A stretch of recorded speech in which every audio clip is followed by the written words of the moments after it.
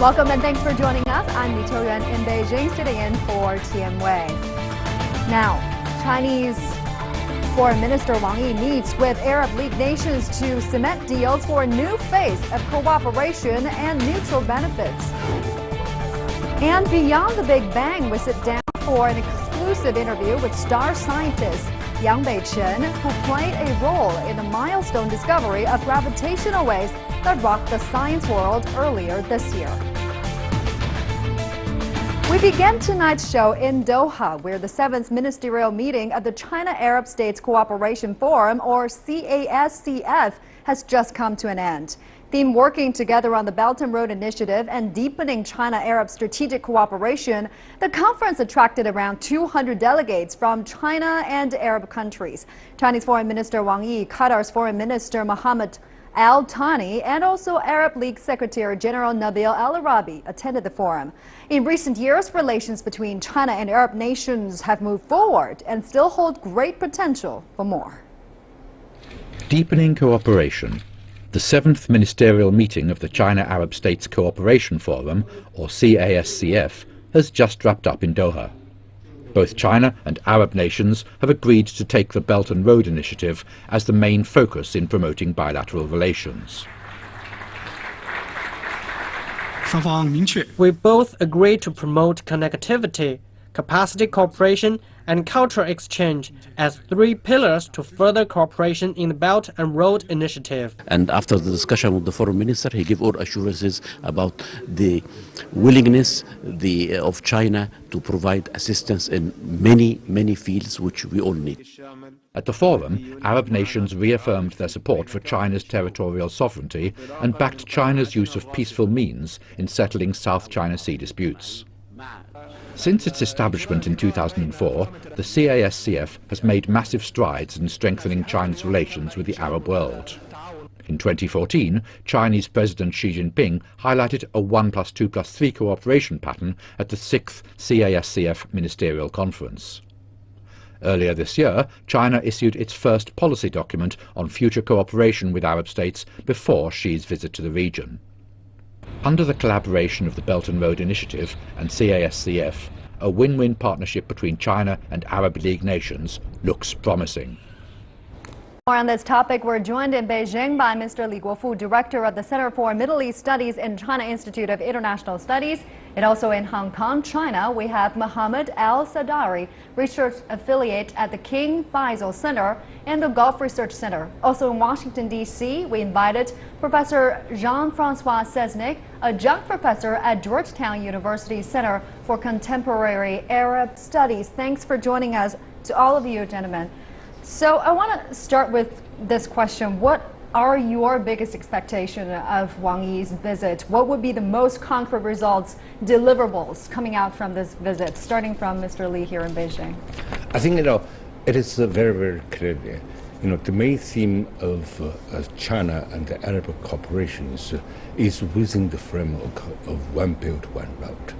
And this initiative was first put forward by our President Xi Jinping in the 6th China-Arab the Cooperation Forum in 2 years ago. And at the very beginning of this year, when Xi's visit to the Middle East 3 countries, he reiterated this initiative and can be served as the core of the cooperations between China and the Arab countries in the future. So, people expected that certainly the 7th China and Arab, the Cooperation Forum would be focused on how we implemented, these initiatives and to find a way, especially to work out the action map for the next 2 years. So the Belt and Road Initiative. Now over to you, Mr. Al-Sadari. Your thoughts on this visit? I think I agree with Dr. Li in terms of that in many ways Foreign Minister Wang Yi's visit to Doha for the 7th ministerial meeting will reinforce a lot of the preceding agreements that have been initiated. And it reinforces, of course, Xi's visit to the region earlier this year, as well as the conclusions that have come with the Arab White Paper that was issued as well. But I think what's very interesting, because I don't want to really touch upon the traditional topics of what this meeting is going to bring about in terms of the economic and political spheres, but what's interesting is that it has brought about a lot of emphasis on expanding educational as well as think tank ties between China and the Arab world. And I think that's an area that has required for a very long time considerable attention up from both sides.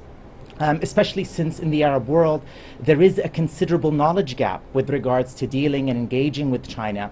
And I think it's very good that the academic as well as political elites in China have paid attention to this, whether through the opening of an Arab-China Research Institute in the Northwest, and also through agreements, some of which have been concluded under this ministerial meeting, to expand cooperation between Arab and Chinese research centers. Fulfilling a knowledge gap. Professor Sesnick over in D.C., what do you think? Well, I think it was an important meeting, but I think there are still some major problems between especially the Gulf countries and China in terms of politics. Whereas the everything that has to do with oil and trade, chemical, excellent. I think there's still some major problems with the politics, and I'm not sure the initiative is really helping resolve these problems, especially with Saudi Arabia at this point. On the other hand, it is very good step forward to mention the cultural aspect, as Mr. Suderi just did. And I think we should see this forward, but we cannot really hide the fact that there has been some major problems and which have not yet been resolved. And it is said that China and Arab countries wanted to deepen strategic cooperation. And over the days, Arab countries' stance on the South China Sea issue and this Belt and Road Initiative has been repeatedly mentioned. So let's first talk a little bit more about this Belt and Road Initiative, right? China has also the so-called 1+2+3 formula when it proposes cooperation with the Arab countries, energy being the core and infrastructure investment being the two wings, with also 3 new breakthroughs. And they want to achieve this formula using the Belt and Road Initiative as a framework. But just how is it going to do that, Mr. Li? I think that this is a very right time and to promote the One Belt, One Road. And this is part of the reasons why, the Arab, the countries are so welcome, so very active, try to work together with China on this framework, One Belt, One Road. We have all know that, since, the oil prices have dropped down, the most of the Arab countries at this moment, they have undertaken a process of industrializations. They want to shift the major focus of the economy of depending on the oil. They have, tried to develop the industrializations, and they have the money, and also they have certain, the means. And also in China, we have, the sources, we have the technology and also the equipment which would needed by those Arab countries. So I think the economic structure between the two sides are very complementary. So it is very, very helpful. We call it within the principle of win-win.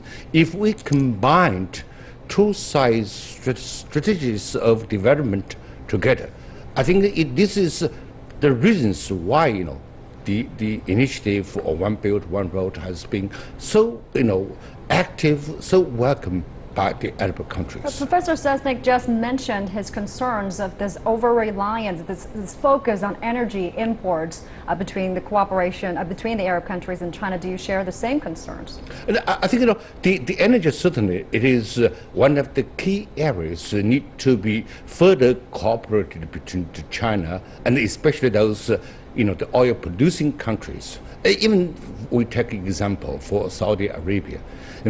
Recently they have introduced or called 2030 views. One of the key of these economic reforms is Saudi is try to to shift its focus based on oil instead of undertaking the industrializations, want to produce, to develop other the economic areas. And within these areas, China will have a lot of advantages. As I said, we have the knowledges, we have the equipment, we have the money to help those Arab countries. Maybe we work together to build sort of infrastructures, like railroads, like ports, as Minister Wang has pointed out. I want to read this to all of you and to our viewers as well. This is what's happening now. Many Arab countries, especially major oil producers, are planning on shifting their economic focus. In recent years, oil price crashes have caused some countries to rethink the driving forces of economic development. For example, Saudi Arabia has published a new plan to diversify its economy known as Vision 2030. In it, the country listed non-oil sectors that they aim to focus on: mining and metals, petrochemicals, manufacturing, retail and wholesale, trade, tourism, finance, construction, and healthcare. And some other Arab countries also have similar plans. So to you, Professor Sesnik, are you seeing the pictures shifting or not so much? Oh, absolutely. I think the big emphasis on Saudi Arabia now is to begin to replace oil as the first source of income, to continue to develop their industrialization, which has happened for some times, but to make it even more powerful now. And I think indeed there's even more trade is going to take place between China and Saudi Arabia on these matters. But to go back to the One Belt, One Road on this issue, I think there's a bit of suspicion in Saudi Arabia that China's aim is not just purely to invest and increase trade. There's a political issue which they have not resolved. But I think definitely trade will continue to develop and help this a lot. What do you make of this, Mr. Al-Sudari, the political intention Professor just mentioned? I think Dr. Sesnik is completely correct with regards to the fact that actually, in terms of GCC-China relations, there have been considerable political tensions since the eruption of the Arab Spring in 2011. And these differences or political differences emanate over how to deal with particular files, including Syria, as well as the Iran nuclear issue. But I think what we have seen under King Salman principally is an effort to sideline these political issues. Now, of course, these tensions are going to persist, but I think they've decided to focus principally on re-engaging China economically. So you see greater effort now accorded to, for example, renewing the talks on a GCC-China FTA agreement. And I think generally speaking, what they're hoping is that under the rubric of the One Belt, One Road, they can help reinforce the dynamic of economic restructuring in China under the so-called 2030 vision. And I can see actually a lot of synergies developing from that. For instance, there is a great emphasis on renewable energies, and there's already an agreement on civil nuclear energy development between China and Saudi Arabia. There's also a desire that was expressed by Prince Mohammed bin Salman during one of his interviews of turning Saudi Arabia into a logistical hub. And as you know, the recent agreement to transfer the sovereignty of Tehran and Sana'a from Egypt to Saudi, or the return rather of these islands to Saudi, is principally in order to build a major bridge connecting the African and Asian land masses. So there are a lot of dynamics and synergies that could develop from that, but of course there are also limitations as to how far this can go. At the end of the day, for instance, when we look at the schematics and maps dealing with the One Belt, One Road initiative, the GCC itself is almost bypassed, in favor of, say, the logistical nodes through Iran. So there are a lot of question marks as to regards to how things are going to develop under the rubric of the initiative. But I think there is a lot of hope and expectation. Right, and China would love to see that the cooperation, Mr. Li, with Arab countries would solve its overcapacity problem. Yes, of course, this is, I think, the overcapacity, I think, what China is wanted and what China's intention. Certainly, I did not agree with the professor said that, certain one thing is high that, we do not see some of the regional issues eye to eyes with some of the Arab countries. Which part are you disagreeing with? I think, especially they said some of the tensions, we may have some different views on certain regional issues. This is true, but generally speaking, the China's relations with the Arab countries has been excellent, very, very good, and so this is one of the reasons you can see, the reactions, especially from the media. They also very positively reported about, the seventh, the China-Arab, the forums, and also both sides has been very satisfied about the status of relations.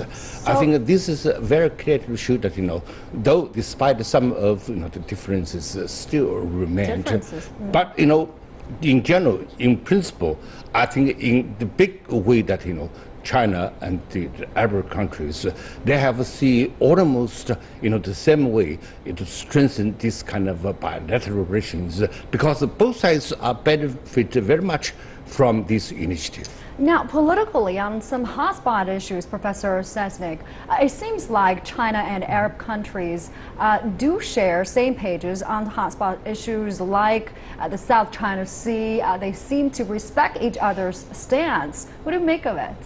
Are they really on the same page? Is there a high-level political recognition there? No, I honestly don't think so. I think there are some good talks about the South China Sea from the Arab standpoint, but in practice, if there really was an enormous tension building up in the South China Sea, I think the Arab states would basically start taking the Philippines, the Koreans, and so on, and the United States, because they have a lot of interests in common with those countries, and a lot of their citizens live in the region. So I don't think China should count, all the Arab states in their camp on that issue. I think the talk is positive, but I don't think it is right there. I think, and in fact, that is part of the tensions building up. So we'll see how that goes. I think the biggest tension between China and the Arab world, or at least the Gulf world, is with Iran, on the Iranian issue, Syria, and so on. And that has not been resolved. China could make more of an effort, perhaps, to bring the two parties together, which would be certainly positive. At this point, the Saudis, in particular, are not really keen or trusting really the efforts of China relative to Iran. If I may be wrong on that, Mr. Al-Sudari will know better than I on this issue. So, Mr. Al-Sudari, what's your response to what's just been said there? What do Middle East Arab countries think of China's position on regional issues like Syria peace talks and Yemen crisis and Israel and Palestine conflict, things like that? I mean, this is a very loaded question given the gamut of different issues that you've brought up. But I think in relation to get your general perspective on this. Okay, well, I think overall when we're discussing, for example, the position that the Arab states have taken with regards to the South China Sea, I think Dr. Sesnik is generally correct. And I think perhaps the Arab states have overplayed their hand with regards to endorsing and supporting Chinese claims of the region, especially given the ramifications that could lead with regards to the relations between the Arab world and the ASEAN countries and the United States. But I think in many ways it was done as a response principally to China's own much more assertive position with regards to the right of the establishment of a Palestinian state, which again is not a particularly radical move as it was presented in the Western, Israeli, and some part of the Arab media, because in many ways it's simply a consensus of a two-state solution. All right. So these are just the two issues with, yes, okay. Okay, we have only 30 seconds left. Want to get final remarks from Mr. Lee. What do you make of Arab countries' stance on China's South China Sea issue? I think it is very positive. This is to show that, as the Chinese saying that, friend in need is a friend indeed. Okay, thank you very much to all three of you. Professor Sesnik joining us from DC, Mr. Al-Sudari joining us from Hong Kong, and Mr. Li Guofu joining us in the Beijing studio.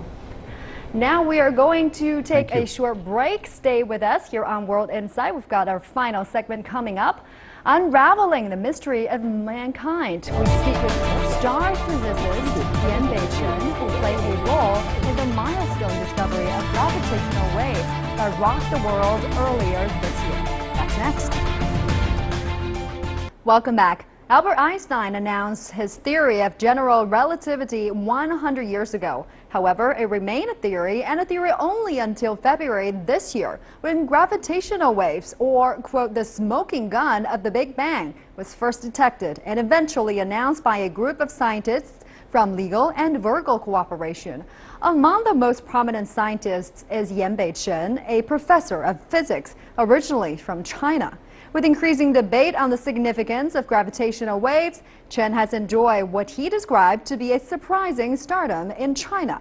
World Insight host Yanbei caught up with him on a brief visit this spring. But before we hear the stories through the interview, let's take a look at this. Ladies and gentlemen, we have detected gravitational waves. We did it. The waves were first theorized by Albert Einstein in 1916 as part of his theory of general relativity. Created by violent collisions in the universe, they help open the door to a new way of observing the cosmos. Through them, scientists could gain knowledge about enigmatic objects such as black holes and neutron stars, and an insight into the nature of the early universe. It's creating waves not only in science, but also across a human race that is increasingly curious about mysteries of the universe. What was it like for you to, at the very beginning, to realize this could be the real gravitational waves? It takes time to process. What were the symptoms of yours when you cannot process something? You sort of leave it at the back of your mind, and then you just, you don't know what you're feeling. And yeah, it's kind of, in the subconscious, it's a big thing, but it's like, I don't Did you feel... try to talk to your colleague? Did you try to talk to your wife about this? And I'm not supposed to talk to my wife. I wasn't supposed to. It's still supposed to be quite a secretive process. Secret. Yeah. And I talked to my colleagues within the collaboration. I talked to them about different aspects of the event, and I feel very happy. But it's really surreal that this thing can happen, because, well, even though for like more than 15 years I've been working on the theory of the interferometers, I've been working on the theory of the black holes, collisions of black holes, and data analysis of methods. We treated everything as real. But then when the thing became confirmed as being real, it's still pretty shocking. As I look back, the whole story is actually very surreal. It's actually it's beyond imagination now that it's really it happened. It happened. I was a theoretical physicist. I could study something, pretending it is real for years, and I don't have to care whether it's real. But now it is, and then it feels suddenly it's very different. When did you and your colleagues know the thing that you discovered could be gravitational waves? Well, we knew about the event like right after it was discovered from the data analysis process. And then at the beginning we thought, wow, this was a little bit big signal. Is it really real? Is it real, or is it injection, or is it an artifact from noises? But then as time passed on, we became more and more sure that this is a gravitational wave event. And then we became very excited. When did you share it with all the others? How did the confirmation process go? Well, we first talked about the event within the collaboration. There are experimental physicists who looked at different channels, data channels, and different the states of the interferometer at the time of the detection. And they confirmed that all the environmental disturbances were not were not causing this event. And they also confirmed that there were no so-called injections from either the devices or the software. And then, on the other hand, experts of data analysis looked at the quality of the data, and then they compared the data with predictions of general relativity. And then from that side, also confirmed that this was a real event. That really happened within a couple of weeks. And then what happened was we have to make sure what is the real so-called statistical significance. We have to quantify what is the chance of this kind of thing happen without being a true event, but being an accident. And then we, through really complicated, sophisticated data analysis and the statistical methods, we confirmed that this is a so-called 5 sigma event, which corresponds to a false alarm probability of 1 per 20,000 years. So that was a really small probability that this could be a false alarm. And how did you celebrate after the confirmation process was done? Well, we were not supposed to celebrate, even though we were sure about the event. How come you are not supposed to do this, you are not supposed to do that? Because this was a very special field. In the 1960s, Joel Weber announced the detection of gravitational waves, and later on it was found out that it was not real. So the field became very cautious, that the collaboration became very cautious, that we want to be sure that this is a real event before we announce it. And also, you know, there was actually a few months of time after we confirmed this is real and the announcement. And during this time, we were writing a bunch of papers, like actually 11 papers.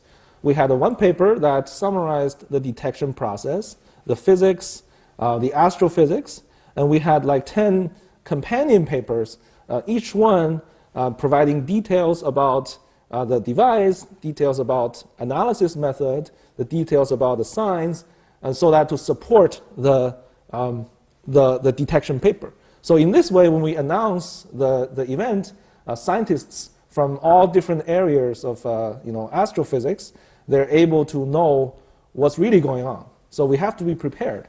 And writing papers and making sure things are right, coordinating between the big collaboration, it takes a lot of time. It is. So on the one hand, extremely excited about this possibility. Right. On the other hand, has to be extremely cautious and calm. Right. Because you really want to make sure every detail is correct. There's also an element of competition, because after we announce the detection, other physicists are going to think about what it means to be having detected this, what's the consequences. And as a collaboration, we want to take advantage of this first detection on our own first. For example, we had a paper about testing general relativity using this event. We were comparing the data with theories of different aspects of relativity, and we want to make a statement about what it means to be, what this event means in terms of testing relativity. After we announce it, other people are going to think about new ways of testing this. Right. But we want to do as much as we can before we announce, so that we take a little bit of advantage. Is this blown out of proportion, do you think, that the enormous amount of attention that this had enjoyed compared to, let's just say, other basic science research? Yeah, I think so. I was never expecting this to be this scale, and it wasn't this scale in the US. For example, in China is a very special place where because I'm also Chinese and people see me being a Chinese and they're excited. Some Chinese guy is part of the effort and they're very happy. And also in China, the medium focuses a lot more on these kind of science, and they try to take different angles and they try to report it in different ways. People try to sell the anti-radiation suits. What a great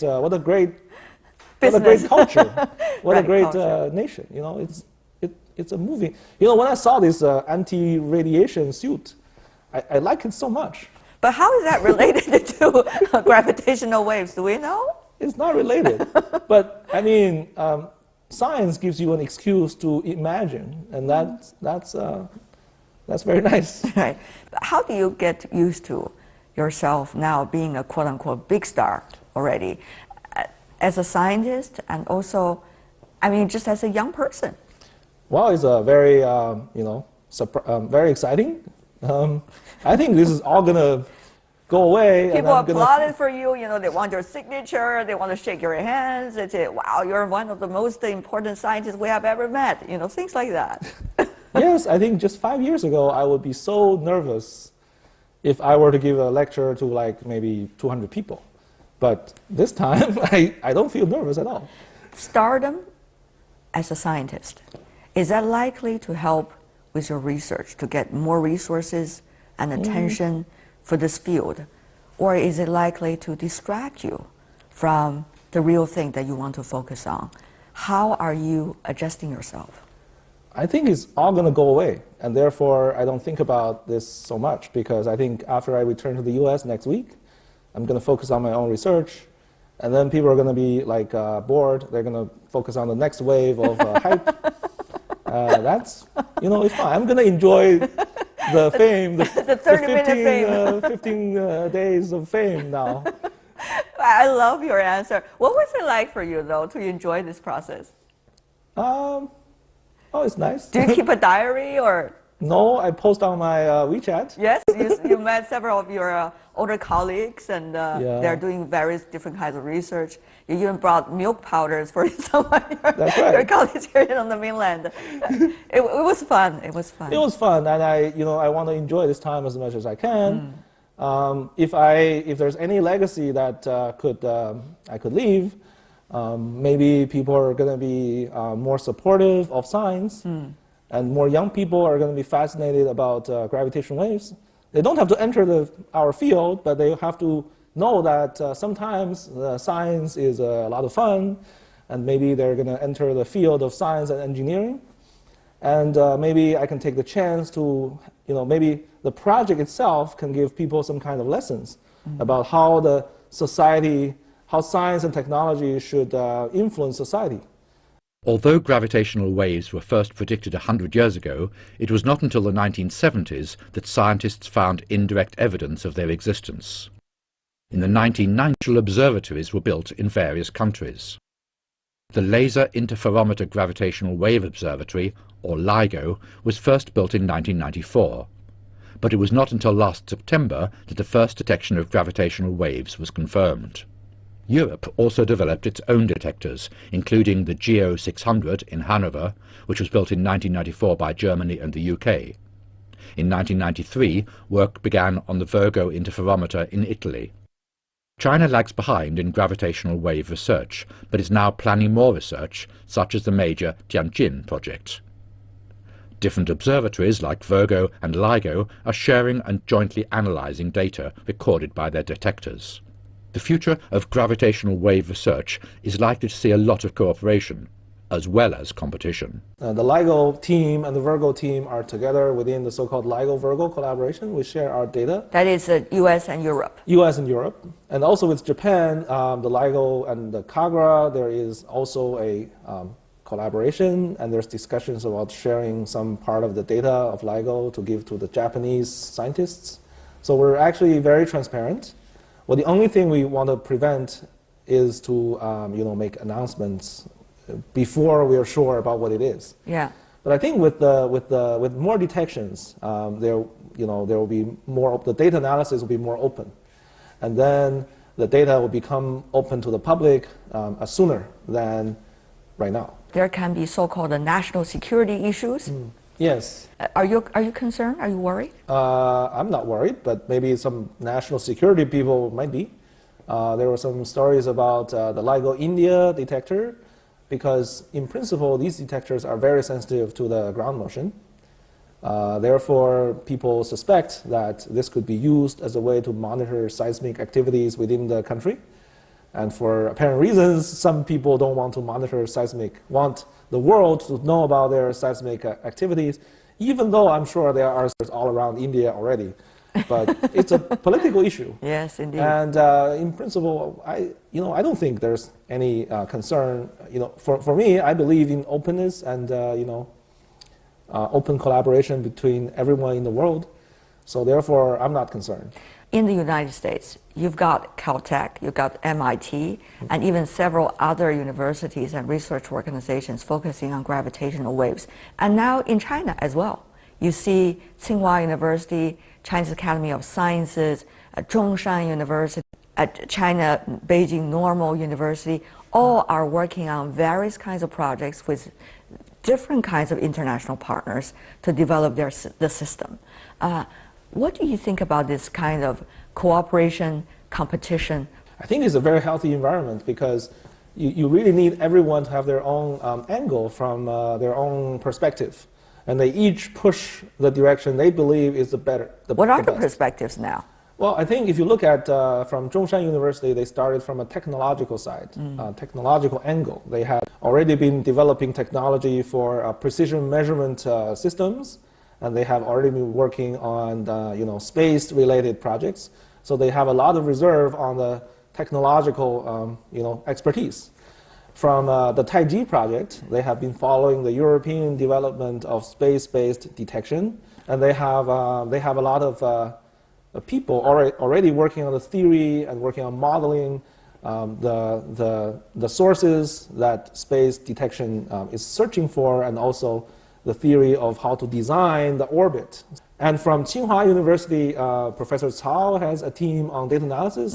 They're really computer experts. They can do the job very professionally, analyze data in real time with the high efficiency. Which, of course, is extremely important for this kind of research project. So you see each of these groups have very different angles at pushing gravitational wave research. And all of them have their own strengths. And of course, people all want to take the initiative. And that's the great thing. So therefore, I believe it's just, it takes time to have a bigger gravitational wave community. Right. And I hope this detection would push forward this effort, this joint effort. Sometimes people may have feelings against each other about, who's going to be the leader, but does it really matter? It's only natural, right? Yeah, it is very natural, and it's a human instinct, and we just need to channel them in the right way to make it a great field. In China, there's a culture you probably have already noticed after coming back for 2 weeks. People want things happen, and happen fast. Professor Chen, what do you make about this culture? How can scientists, different stakeholders, change this culture? For different people, usefulness can be different. And for different people want different things.